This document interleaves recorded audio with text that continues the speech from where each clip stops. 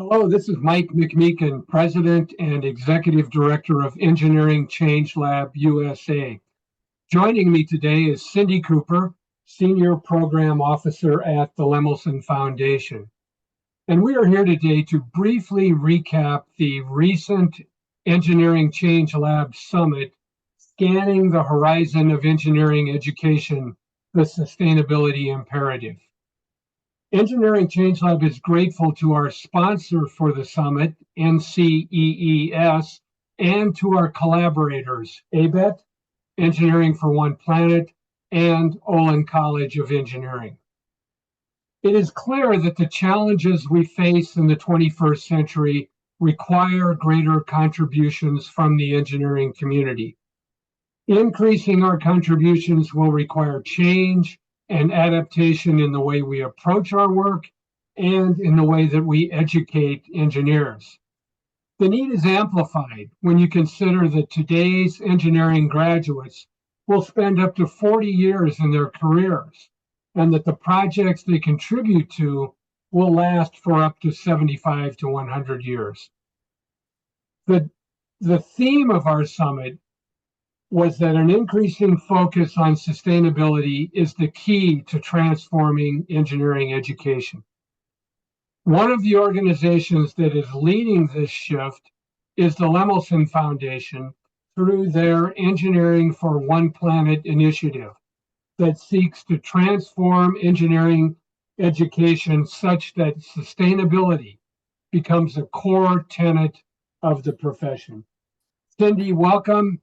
And can you start out by telling us what drove the Lemelson Foundation to start Engineering for One Planet?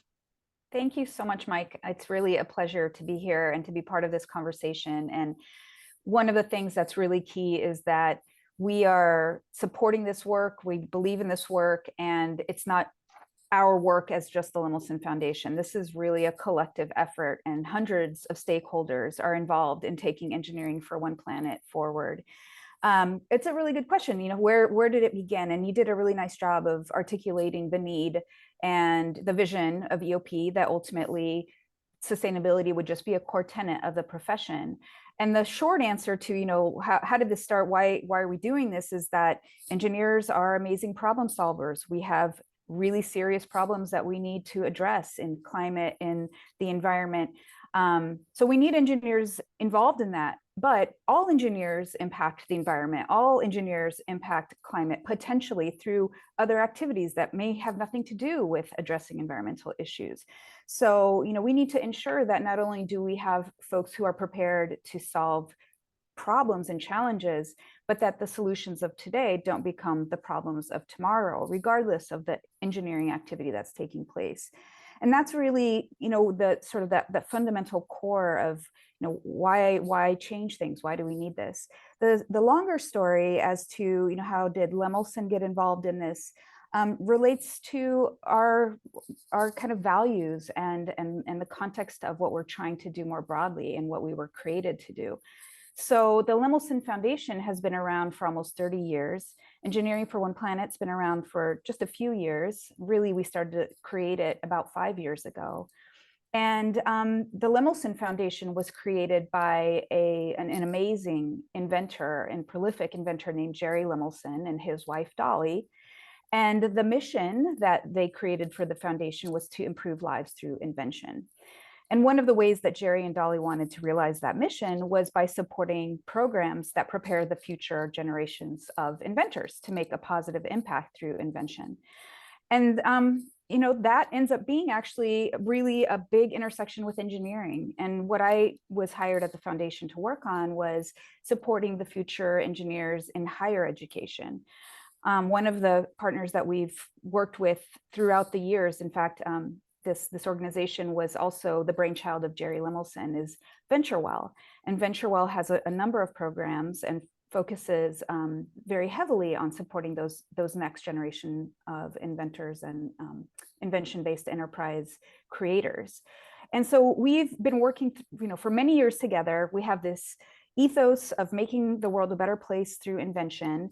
And the foundation was always really committed to things like sustainability, environmental responsibility for many, many years in a variety of ways. And one of the ways that we started to demonstrate that commitment in our programs was to support the education of inventors on sustainability. So VentureWell was a great partner in that. They, along with some other grantees, we provided them grants to create inventing green toolkits. So this was, the idea was, hey, we're working with these students. They are creating these impact-driven inventions and ventures, but we're noticing that they don't necessarily know how to design their products through a sustainability lens, or to create business models that are comprehensively thinking about, the potential impacts, social impact, but also environmental impact. And so this Inventing Green Toolkit was one effort to provide more education around these themes, sustainable design and so forth. And it was interesting to us because the work that we were doing is going to reach some people, the ones that have self-selected into an invention process. But why weren't they already learning these things? It just started, to make us wonder, well, why are we having to add this into a training program on starting a new venture? Given the issues in the world, given the massive impact that engineers can have. And so that was really the pondering that ended up leading to Engineering for One Planet. Is there some reason that students in engineering aren't equipped with these skills already? And sure enough, there was this gap. So that then got us curious. What is happening? What could be different? How could we help? And the way that we approached that was to talk to those in the know, talk to engineers, talk to academics. And we spent a couple of years really in that process of understanding what was taking place, what wasn't, what had been tried, who was doing things, who was already out there trying to address this issue. And so all of those conversations, and research with literally hundreds of stakeholders informed what became Engineering for One Planet. It really has been an effort with co-creation the whole way through. And one of the clear needs was, okay, well, engineering education, this isn't part and parcel to what every engineering student is learning. So, a change is needed. And that's what we've been working on, for a few years now, is what are the pieces that need to happen so that all engineers in the future, regardless of discipline, are equipped to protect and improve our planet and our lives. Great. Thanks, Cindy, for that background. Could you briefly describe the framework of Engineering for One Planet, and then also the lessons you're learning as you work with universities to implement the framework into their curriculum? Yeah, well, in that stakeholder engagement, in talking to folks, one of the things that was raised right away as a need is to say, okay, if we think all engineers need to have some fundamental skills in social sustainability, environmental sustainability, what does that look like? What's the what? What do they need to learn? What do they need to be able to do? And those questions led to developing this tool that is now a cornerstone of Engineering for One Planet, which is the Engineering for One Planet framework.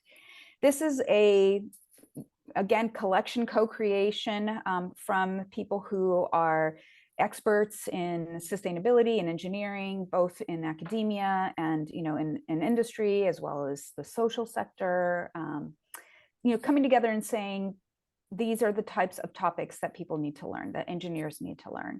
So it's a menu. It was designed to be very flexible and adaptable to all kinds of engineering courses and programs. It also aligns with accreditation requirements.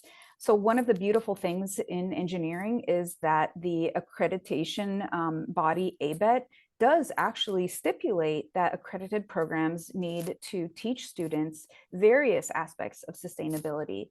It's part of their criteria for student learning. So the framework has 46 core and 46 advanced learning outcomes across a number of different topic areas, with systems thinking at the center. And we show how these different learning outcomes then map back to the ABET standards. We also show how they map to the United Nations Sustainable Development Goals. And I won't go into all the history with the framework, but again, this is something that's been developed through input. It's also been pilot tested. We just revised it this year, and then we launched 2 companion teaching guides. So the framework has the what, here are the topics and learning outcomes. The teaching guides really are intended to help faculty figure out why, how do we teach this? How do we bring this into the classroom?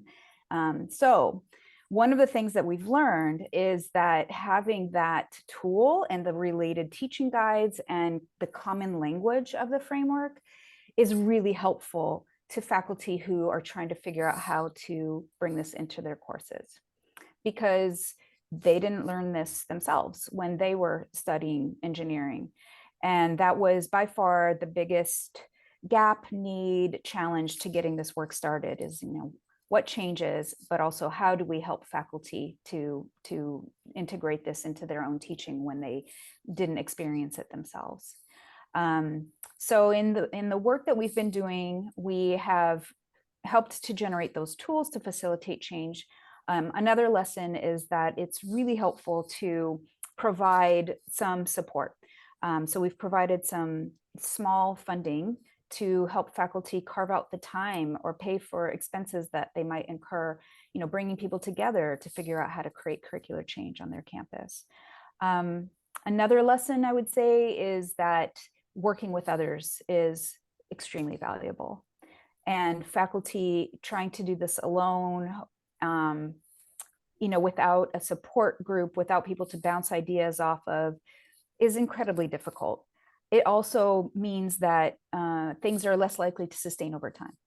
When you work together as a group, when you have other people who are ideating with you, problem solving with you, taking things forward, it's much more likely that better solutions will evolve and that something can live beyond a single individual, a single champion who's really passionate. So we've seen that time and time again with the things that we're supporting, is that bringing people together and having more than 1 or 2 people involved can really help things stick. And there are just some really practical things about that too, right? Like if I don't know how to teach this in my class, somebody else might know. Or, hey, if we're looking at the student's entire experience in a program, let's make sure we're not all teaching the same piece of sustainability. So some coordination benefits. And then I think there's also just kind of a psychological benefit. This work can be hard, and it helps to have other people with you to even just commiserate and, figure out how to overcome barriers. Those are some of the things I think that we've learned. I could go on, and I won't. Right. I do want to mention something else that I think is an important learning that is less about, implementing curricular change in the practical, like, hey, I have this topic and here is how I want to present it to my class, but is more about the opportunity that this particular kind of curricular change can bring. And what that is that we're seeing more and more is the evidence that bringing more sustainability, more opportunity to use engineering for impact into engineering curriculum is potentially a really powerful way to engage students, people who have been historically marginalized and underrepresented in engineering. And this is another issue that is an incredible challenge in engineering education right now, is the lack of diversity in engineering.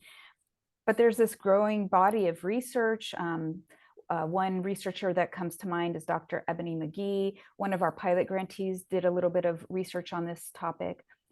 There's evidence building that if you are providing opportunities to use engineering for impact, you're going to attract and retain students who are people of color who've come from marginalized backgrounds, women.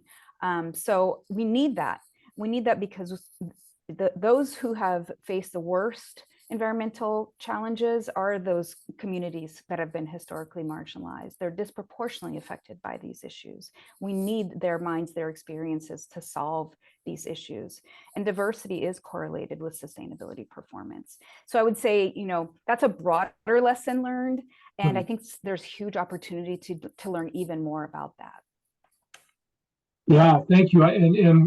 What you stated, Cindy, certainly echoes what I heard at the summit about the barriers, including not only the lack of training of faculty, but the time Yeah. to incorporate new things. So the framework is really key to that support for faculty who are really willing to lead the way. So we thank you for that. So Yeah, I would just, you've said that so well, and I can't underscore that enough. It's like, it doesn't have to be overwhelming. right. There are ways to take what you're already teaching and then, use sustainability examples. And these tools help to break that down. And when faculty are using common tools, they can help each other more efficiently too. Yeah. Well, Cindy, thank you for your thoughts today, for your contributions to our summit, and to all of those who are listening. Thank you for your interest in Engineering Change Lab. Remember, the change in engineering education to increase the focus on the impacts of our work on people and on the environment needs to start now. All of us in the engineering community can contribute to making this change happen. Thank you again. Thank you.